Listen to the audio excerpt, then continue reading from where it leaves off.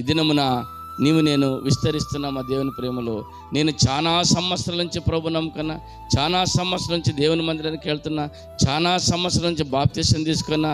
నేను సంఘములో గొప్ప, సంఘములో మొదటి వాడిని, సంఘానికి నేను వెళ్తున్నాను, సహవాసంలో ఉంటున్నాను అని చెప్పుతూ ఎదుటి వారిని దూషించడంలో నువ్వు ప్రారంభిస్తున్నావు, ఎదుటి వారిని తప్పు పట్టడం ప్రారంభిస్తున్నావు, ఎదుటి వారిని నువ్వు ప్రేమించడం తగ్గిపోయింది, ఎదుటి వారిని నువ్వు కించపరచడం ఎక్కువైపోయింది. కనుక ఎదుటి వారిని జీవితంలో నువ్వు ఎప్పుడైతే నువ్వు బలహీనుడిగా వారిని చూస్తున్నావో అప్పుడు దేవుని ప్రేమ నీలో లేదని, దేవుని ప్రేమ నీలో వర్ధిల్లదని, విస్తరించలేదని, దేవునికి నువ్వు మహిమకరంగా జీవించలేదని, వారి నుంచి నువ్వు శ్రమలు పడినప్పటికీ, వారి నుంచి నువ్వు బాధలు అనుభవించినప్పటికీ, వారి నుంచి నిందలు పొందినప్పటికీ, వారి నుంచి నువ్వు సూటి మాటలు పడినప్పటికీ నువ్వు ఓర్చుకుంటూ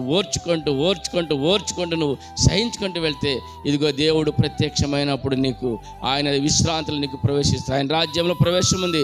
ఆయన రాజ్యంలో నిన్ను బలపరచడానికి ఆయన ఇష్టపడుతూ వస్తున్నాడు. ఉదయకాల సమయంలో ప్రియ సోదరి సోదరుడా, ఎదుటి వారిని చూసినప్పుడు నువ్వు ప్రేమించాలి.